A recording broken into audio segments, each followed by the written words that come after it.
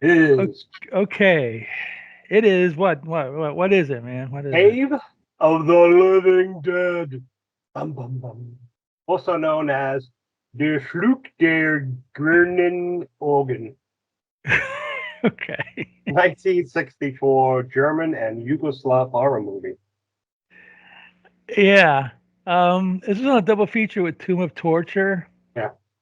I think Tomb of Torture was probably the better movie, but they both have that same real atmospheric 60s black and Right. white Euro feel to it. You Yeah. know, Well, it's again, like you said before, it's not a soundstage, although it's real no, those were real caves, man. real caves, real castles, so you don't get that fake soundstage feel to it. No, you don't. It's very and then you don't really recognize any of the actors. So, as a kid, when I was a kid, I watched a movie like this, and I go, well, that's not so and so or Christopher Lee or Peter Cushing. Who are these people? Right. And this weird atmosphere and what's going on.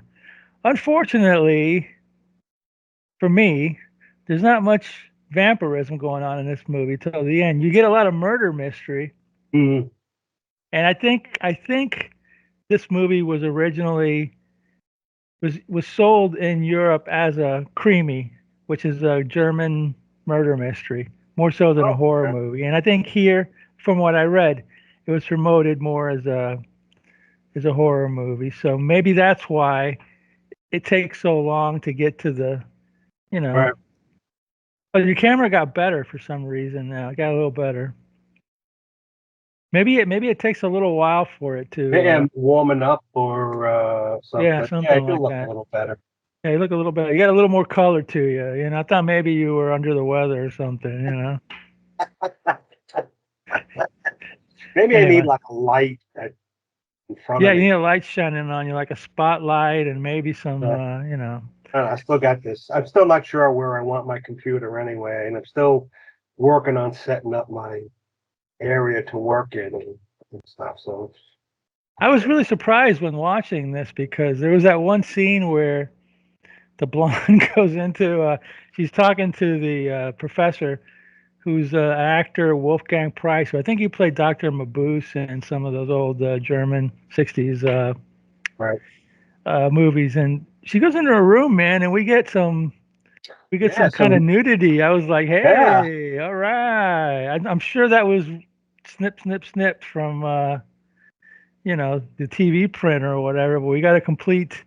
You notice at the beginning the British it had a British certificate and it said rated X. I was Yes. like, that one rated X, maybe like PG-13 or something. But Yeah. it's funny Well. how those it's funny how those Brits always rated all those movies X Yeah. for violence or whatever. I've Violence. heard that the kids didn't get to see them for years until like they calmed down with all that stuff. Yeah. Yeah. And it was mostly for violence rather Violence, yeah, than nudity, because you would see nudity on some, not a lot, but some British television. yeah. It was for violence, yeah, for monsters. But the apparently in Europe, Germans are known for like Yes, stitching their clothes without Italians yeah, too. Italians too. Yeah, they just it comes off. Okay, Yeah, it's fine, okay. It's all good. I agree. fine, I okay. agree. I have no problem with that. But as a kid, that scene would have been Gone. easily edited Yeah, out or whatever. So yeah, that would have been gone. Yeah, there was What's his name? Wolfgang Wolfgang Price. Preiss did play Doctor Mabuse. Yeah, Mabuse. Yeah, he did. And some of those '60s German crime, sci-fi mysteries or whatever, they were pretty cool. They got a feel to them, like this movie does. Except this movie's a Yeah, lot darker. darker, and you're right. It does have the feeling of more crime thing than a Yeah, horror movie, and because the doctor's doing an experiment does experiments in blood, which is the perfect thing for why you would kill young women to experiment with their blood and stuff. So they probably somewhere along the line says, "Hey, let's throw in a couple of vampires." And and it had that one racist joke that wouldn't get allowed today. Oh yeah, the black. Oh man, I don't know who put that in. Some dubber thought he would be a wise guy or something, but okay. Maybe it was in the script. I don't know. It was the Yeah, 60s, yeah. I mean, anything goes. It's the swinging 60s, ladies and gentlemen. It's Yeah, also pure. there's a scene in Barbara Steele movie called Castle of Blood where there's a couple on their wedding night, and it's just the American version is just them, Yeah. and it's a little risque, but not much. But in the Euro version, she just does a full on taking off everything, and it just lingers there for a little bit. And you can tell that was made for those European. wacky Italians and Germans over there. Yeah. So anyway, Cave of the Living Dead from David. 1960. I think it was released in '66, but It says, let's see, it has 64. And, maybe in the U.S. it was in yeah, '66. maybe yeah, later in the U.S. The Wikipedia page doesn't have much info. Oh no, yeah, it No, was released in '66 as a double feature with Tomb of Torture. that's a cool.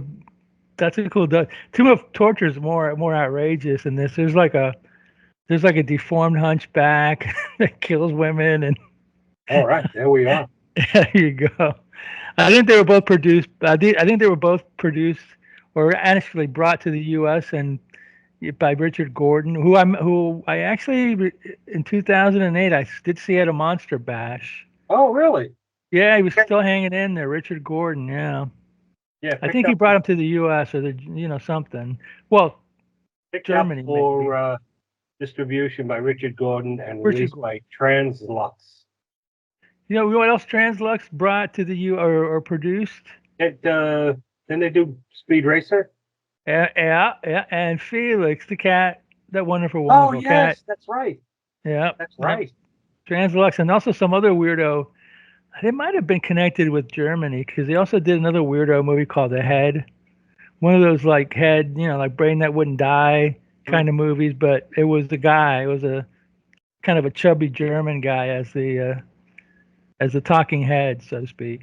But anyway, yeah, the lead guy Hoven, he did other movies. He did like and they were always kind of like they're either vampire or horror, but they always had like a little sexy element to it. I think he was involved with the vampires and the Playgirls or one of those, and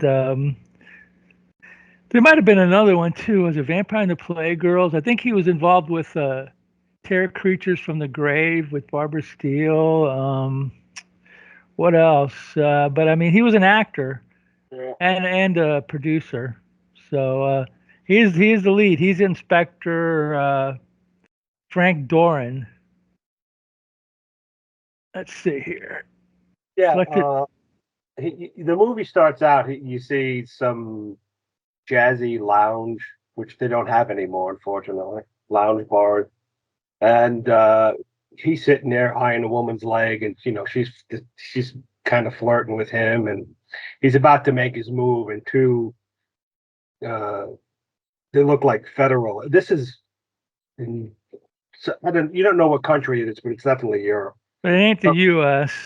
yeah, so he's about to make his move on the girl, and these two guys, they're obviously some kind of law enforcement, come in and say the chief wants you. He says, "Oh, but I'm on vacation." He's like, "Well, we got some I'm problems." checking out the chicks here at the bar. Look at this one over here. Show me some leg. Yeah, So you're cramping after my style there, as, guys. as he leaves, he turns to the girl and like chucks her under the chin and goes. He says something like coy and dopey, like a guy would say to a girl back then. Yeah. So they then he's on a steamer going somewhere, and again, you don't know where. So he's and then I don't know if it's the same two guys or two other guys. They come and we got a launch boat. We're going to take you to the office, and like okay. It's a Staten Island ferry. Yeah. Yeah, there you go. Then he's in the Interpol office, and the chief there is all upset and frantic, and he's like, we got these 6 murders in this small little town.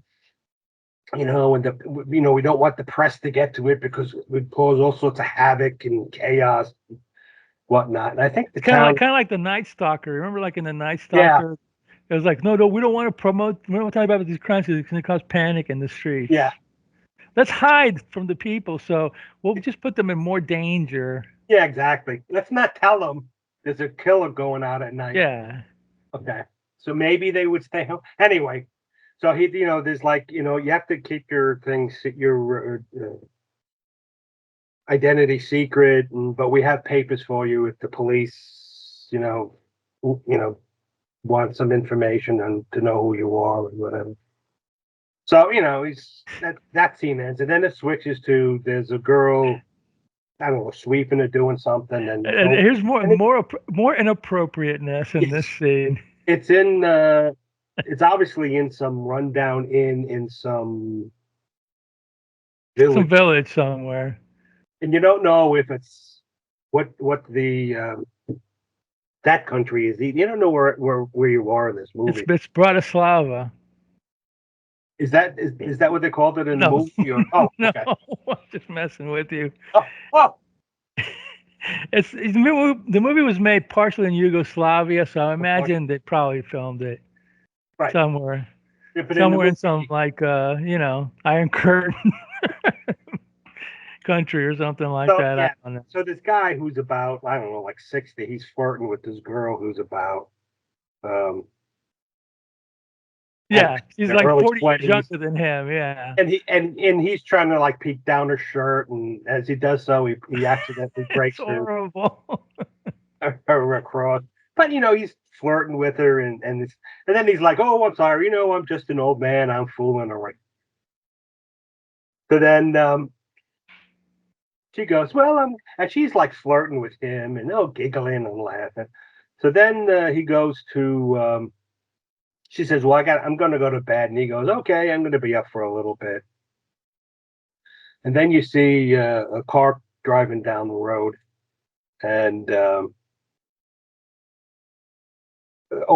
just before that scene, you see the guy talking to the chief of Interpol, talking to Dorin, and he's telling him like what happens at the village. There've been 6 murders for 6 months, and And every time there's a murder, there's a power outage. the power goes out, and which they never explain. And then this was a cool cut in the movie. And the guy goes, "Yeah, the power goes out and it's pitch black like this." And he turns off the light in the office, and the screen goes blank. And then you see car headlights coming up down the road, and it's Dorian. He's gotten to the small village, so that was a nice transition. I always like nice transitions. Cool. So anyway, he can't see. He's driving. He's got a map out with a flashlight, and he's looking around. This is before GPS, everybody. Yes. So then the car dies, and then his flashlight dies. So he can't see anything, and so he's like looking around, trying to start his car and stuff. Then it switches to Maria, and she's in bed, and then you see this like shadow crawling across the wall of the building of the Yeah, they're inn. trying to do like some kind of like German expressionism kind Yeah, of exactly, thing. like Nosferatu. And then you see the hands go up over the sill, and she's sleeping there, and then you see hands going towards her neck and stuff. And you don't really see him bite her, but it's almost like, yeah, Implied, yeah. as his hands go through, she sort of like, it looks like she dies. So then uh There was oh a scene before that yeah, where when the like car dies, he's yeah, walking yeah, yeah, around.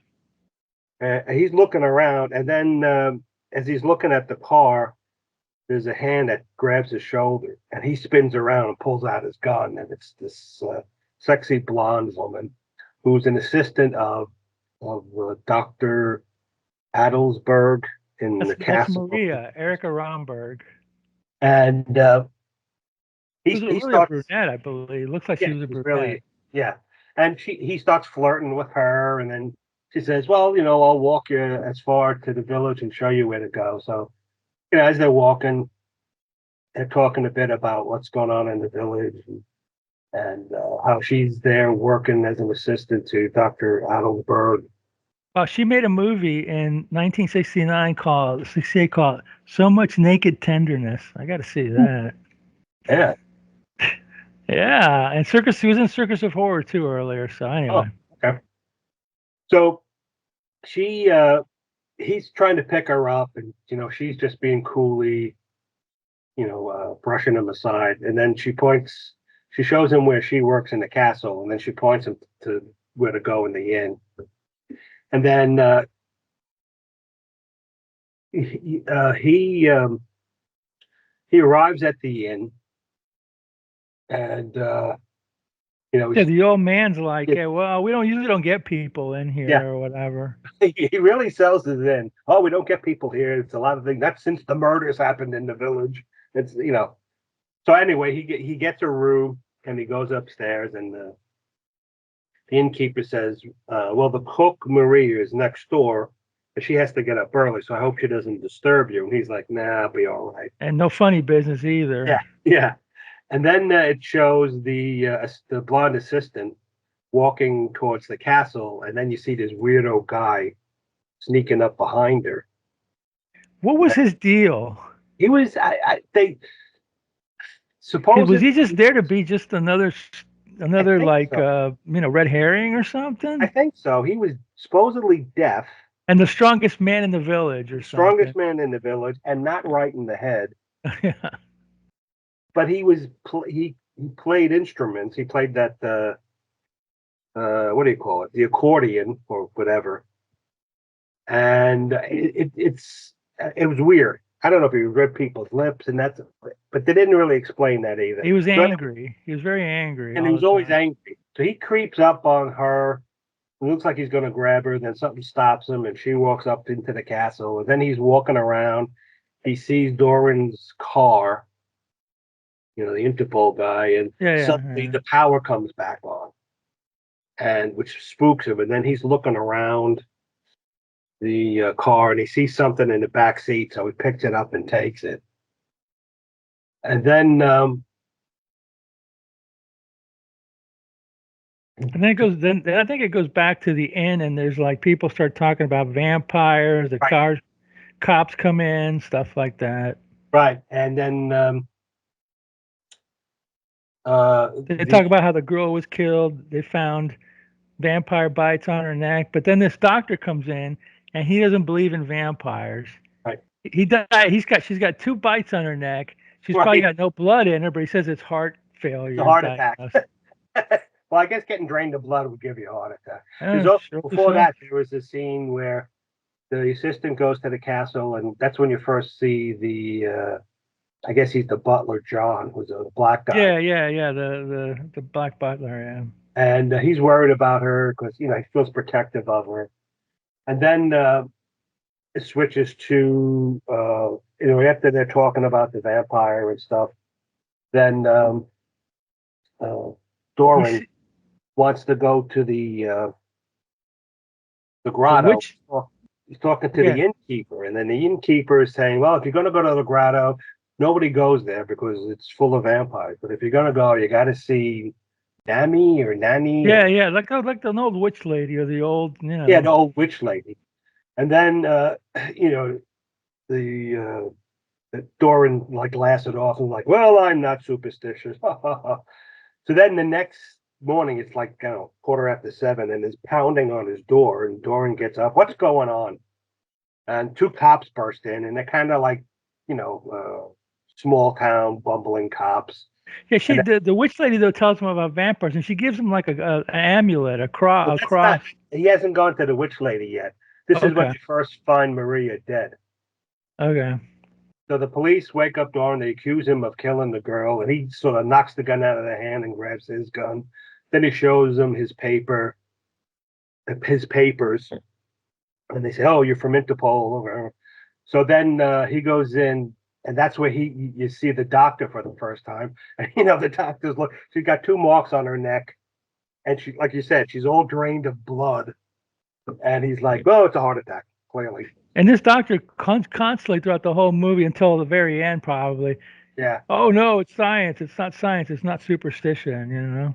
yeah. Which we always see. I mean, they always have that. The doctor never believes it's the Yeah. vampire. It's always, you know.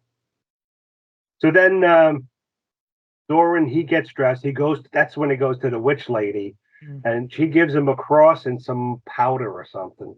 And she reads his palm, and she says something about something or another. And his palm It's, gets like all black or something. It was yeah, weird.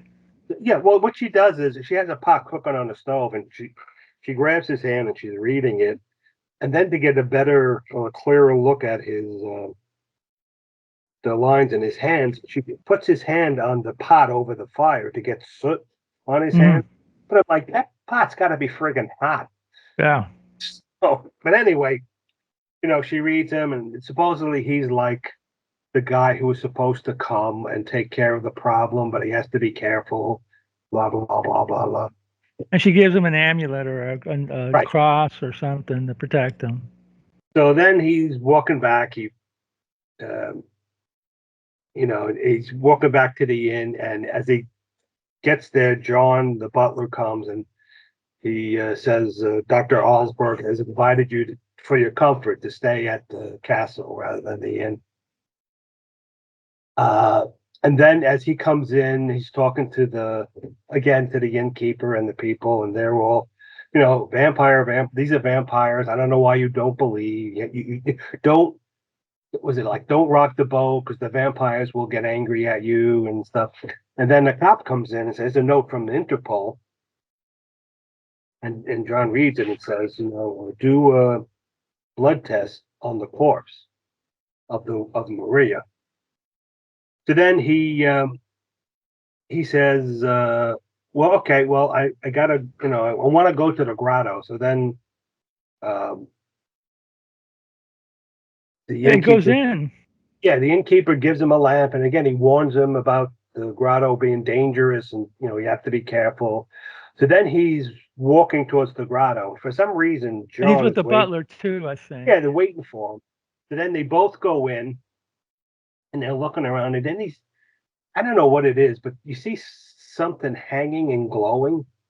And so Doran's looking at it, and then suddenly you hear this like cracking sound, and John pulls him back, and this giant stalagmite crashes down and almost kills him.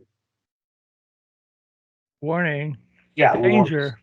So then John goes back to the castle, and Doran, I guess, goes back to the inn, and John gets scolded by. That's where you first. I think that's where you first see Adelsberg. But he gets yelled at for going out. It's dangerous, and I have things for you to do, and blah blah blah. Mm. So then Doran goes. He says, "Well, he goes to look at the body." No, he goes up, and he's packing to move to the The castle, castle. and uh, uh, the doctor comes in, and they have a cold exchange, and Doran hands the note, the Interpol note, to the doctor saying we have to take a blood test of the. Well, first Doran looks at the body and checks it, because the coffin is next door and there's a bunch of old women praying in front of the door. So he Well, it's like looks, a wake or something. yeah. So he's looking at the body in the coffin and checking it and stuff. Then he goes next door to his room and he starts packing. And the doctor comes in, and again they have that sort of cold exchange. Like the doctor's just like doesn't want to believe any of this stuff. And they So, see the so girl. They see the girl in the coffin. yeah. Well, at first they see first Yeah. Doran sees it, and then Yeah. when the doctor comes in and he hands the note to the doctor saying we need a blood test, they go into the Maria's room again, and then the coffin's empty.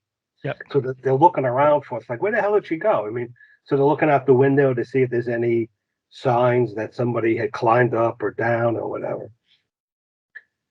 So then Doran moves to the castle, and again he flirts with the assistant, and they're talking, and she shows him to his room, and then she goes in, getting ready for bed. Yeah, my favorite scene. Yeah, and she's taking off her clothes, and she still has her panties on, but she's naked from the top, and she wears this very sheer, see-through nighty robe, whatever it is. And then she starts brushing her hair in the mirror, and then you're looking at her, and behind her you can see her bedroom door, and it opens, and Dr. Adelsberg comes in, and then he says something to her, and she's startled, and then she looks at him, and then she looks in the mirror, and she can't see him, and then he like smacks the mirror down and says, "I told you before, no vanity, or we don't do vanity here in the castle." So then he leaves, and then she gets all weirded out and stuff. Uh, so and that night, John has his day off, so he goes to the bar to get a drink, and because he's black, everybody's looking at him askance, and then the deaf Thomas comes in, and he starts yelling about the guy has to get out and stuff. So then they start fighting, and then Thomas throws him out into the street, and let's see. Then I think John goes to see the witch woman. Yeah, he's walking by, and they kind of play him for laughs sometimes, like Yeah, he's they're definitely playing for overly laughs. superstitious. Um, so he's walking by, and he hears, he sees he peeks in the window of the witch lady, and she's doing something, and then she sees him, thinks he's a vampire. She screams and almost passes out. He gets spooked and runs away. So then Dorin, he goes to sleep, and he's in his bed, and it's in the middle of the night.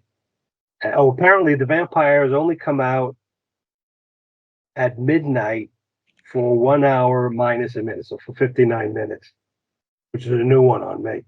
Yeah. So he's asleep, and then this big sort of giant painting that goes like floor to ceiling that opens up. It's a secret passageway, and two vampire women come out, and I think one of them's Maria. Mm-hmm. And she goes to sneak up on him, and she goes to she opens his pajama top to bite him on the neck, and they see the cross, and they both scream and like run out of the room. And he wakes up thinking it's a dream. Yeah, he wakes up thinking it's a dream. The next morning, the police come to the castle, knocking on the door, and they want to see him. And John, the butler, won't let him in. He says, Dr. Adelsberg says nobody can come in, not even the police. He says, "I'll go get him." So then John goes to wake up Dorin, and he's talking to John and telling him about the dream. Well, first he's looking around the room, going, like, I had a weird dream and stuff. And then he finds the secret passage. He touches that painting and he moves it. Yeah. And it's So he goes. So then John comes up and tells him about it, and he looks at the secret passage. It's like, oh, what's that? But then he So comes back out. Yeah. Then they go down to find out what the police want. And the police tell him, you have to come because we found the murdered girl's body in a well. So he goes, and he they see And the town's all out there, the looking. town's all around looking, and I think they were like real townspeople because they did not look like actors.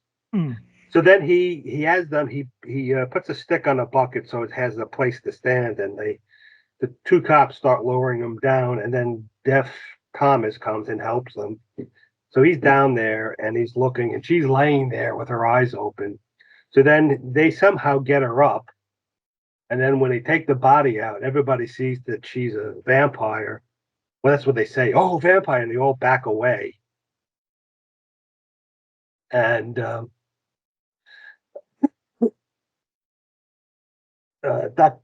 doctor takes the blood for the blood test, gives it to him. And then Dorin, he goes into town or into the area with his telephone.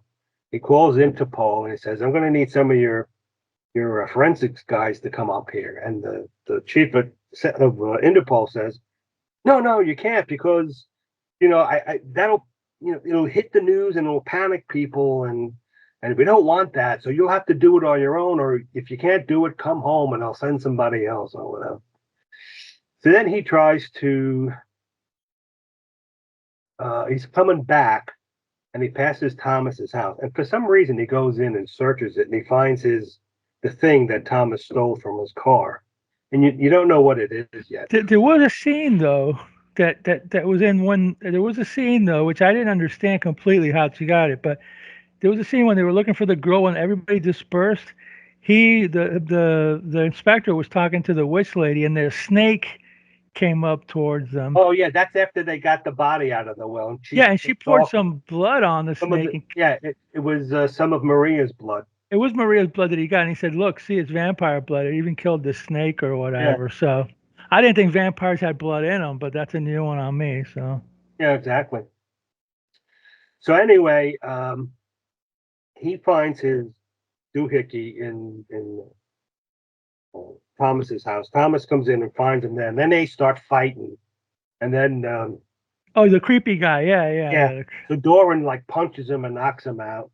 Then he goes in and grabs his device and then points to it and then to himself, like this is mine. Then he walks away, and then it goes back to The the castle. castle. The assistant goes in, and she goes to Dr. Adelsberg and says, I'm resigning. I finished typing up all the paperwork and stuff. And he's a little perturbed and he wants her to stay long. She's like, well, no, you got nothing else for me to do. So she goes, okay, well, do me a favor, go down into the catacombs, which is all connected to the grotto, and get this, I don't know, scroll or book or something that's in Lady He so and called it so. the Bible. Did he? Okay. He called it a Bible, not the Bible, but a Bible or Oh, something. okay. That explains it then. And get something from so and so's bedroom. Oh, Lady Catherine's bedroom. He says, "Oh, and what should I say to Lady Catherine?" Says, "Oh, nothing, because she's dead." And I just realized when he said the bedroom, you see a coffin there. So I guess Yeah, Catherine, right. a vampire sleeping or something. So she goes down there. She gets spooked. She tries to get up, run up, and then the cell door into the catacombs locks behind her magically. So then she gets all spooked, and she's sort of like she's sitting on this long stairway underground, and she's just like sitting there trying not to panic and stuff. So then John goes in and he rings the dinner bell, and the assistant doesn't show up. So he goes to Dr. Uh, Adelsberg and say, have you seen the assistant? And the Adelsberg's like, oh, she's around somewhere. If she's hungry, she'll come.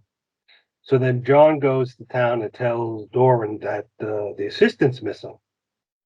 So then, no, not town. Doran's in his bed, in his bedroom in the castle.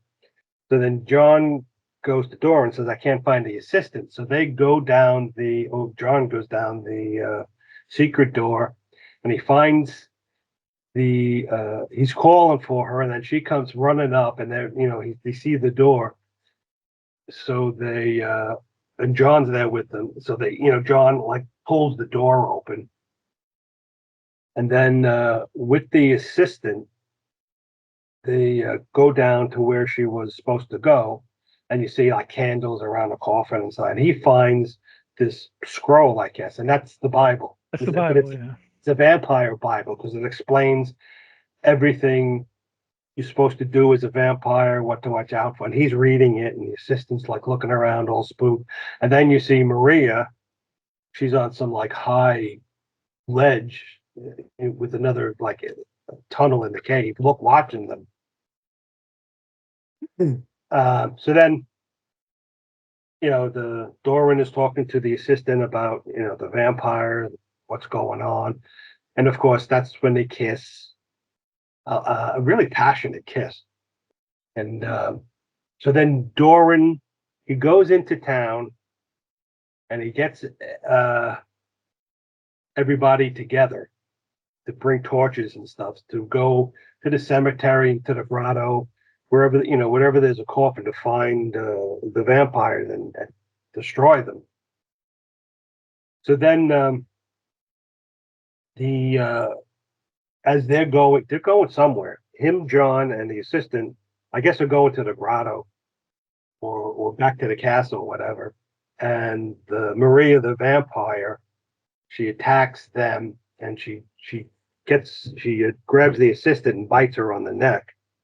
And then they're fighting with the vampire. I think they knock her out or something. Mm-hmm. So then the assistant is now a vampire. So then John remembers that he had that powder from the witch woman, which he applies onto the wound, and it turns it normal. So they go.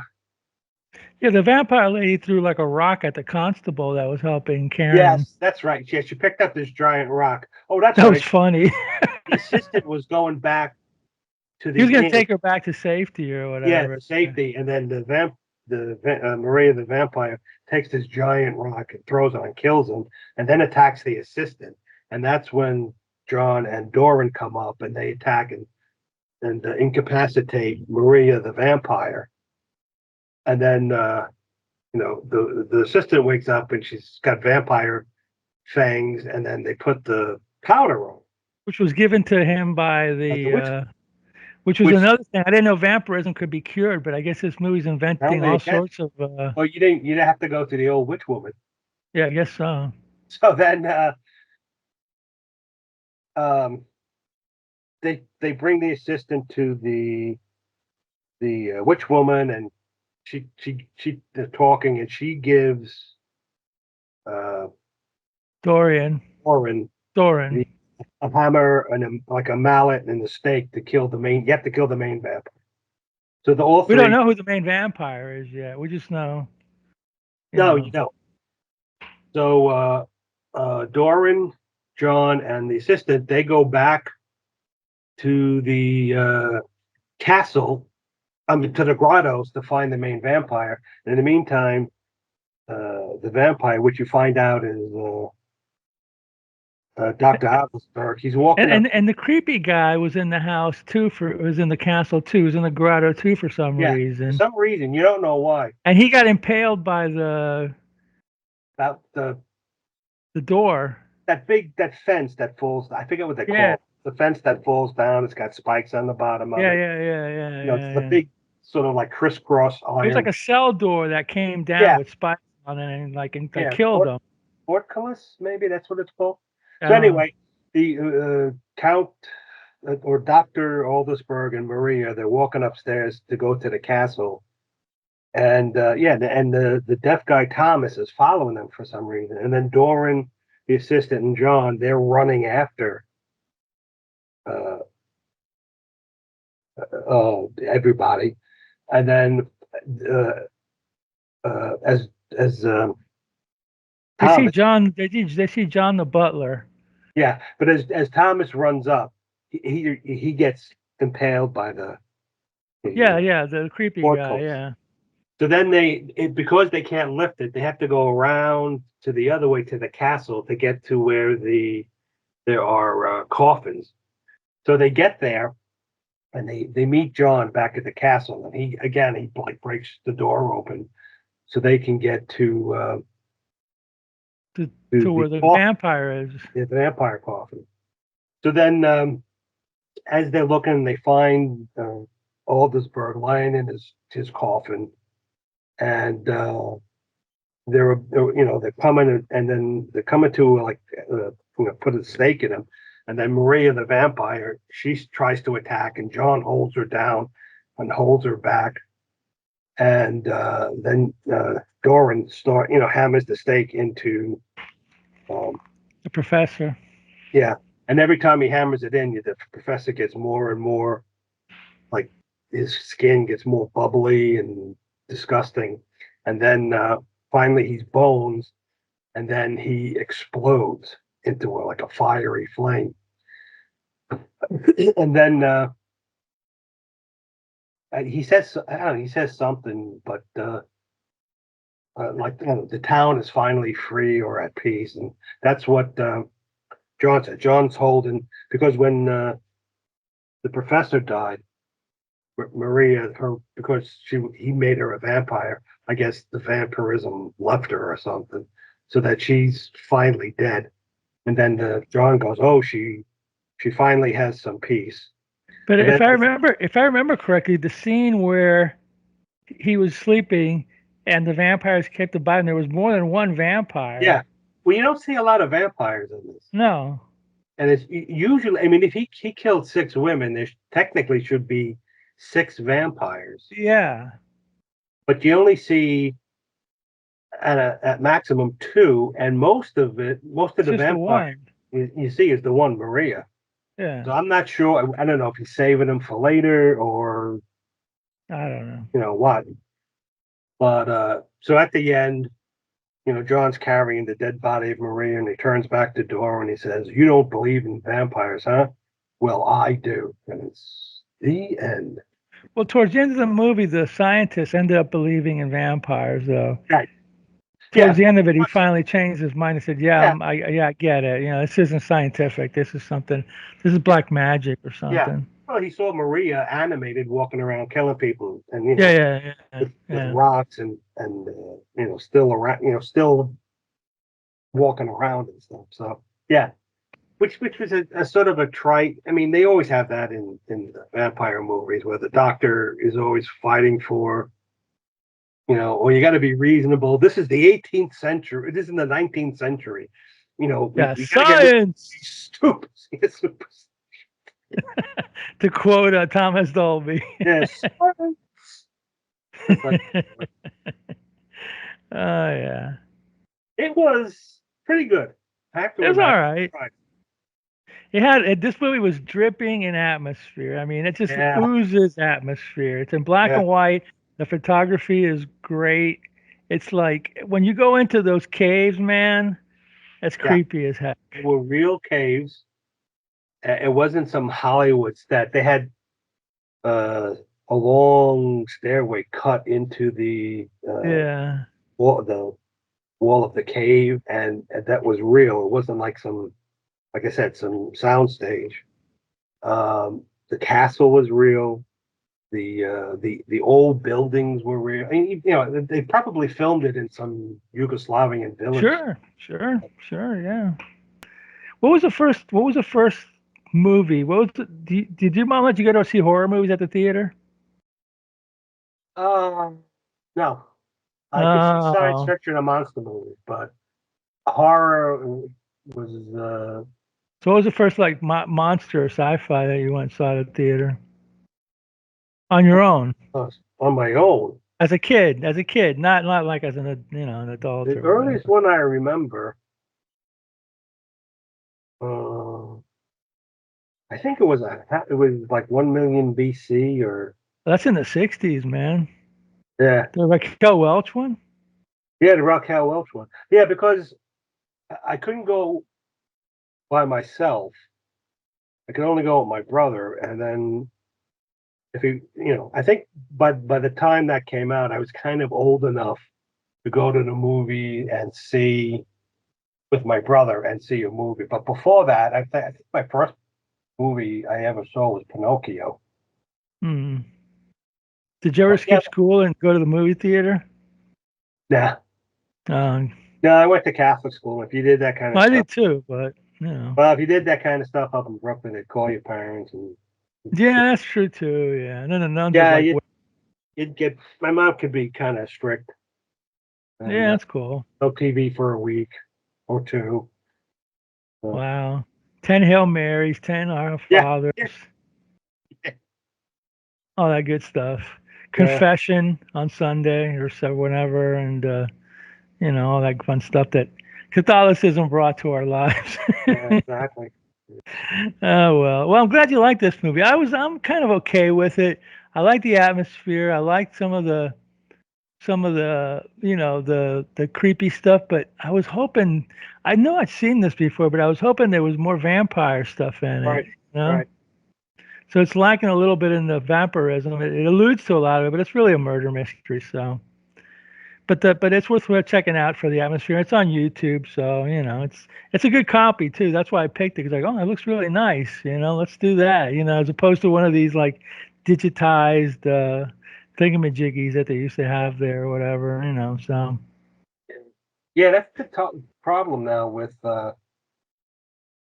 when they digitize these movies, because a lot of them, they were very dark when they were trying to do night scenes and stuff. and all you see is like the digitization when it goes to Yeah, dark. the pixelations and whatnot. Pixelation, that's the word. It's like, Yeah. All right, well, that's our movie for today, Crave of the Living Dead. Check it out. It's on YouTube. You can also buy it probably on Amazon for, I think I looked it up, it's $15, but I think I have it. it's You not know, bad. so check it out. We'll be back in a couple of weeks with another creepy classic. But in the meantime, Roddy, What you should do is watch more B movies.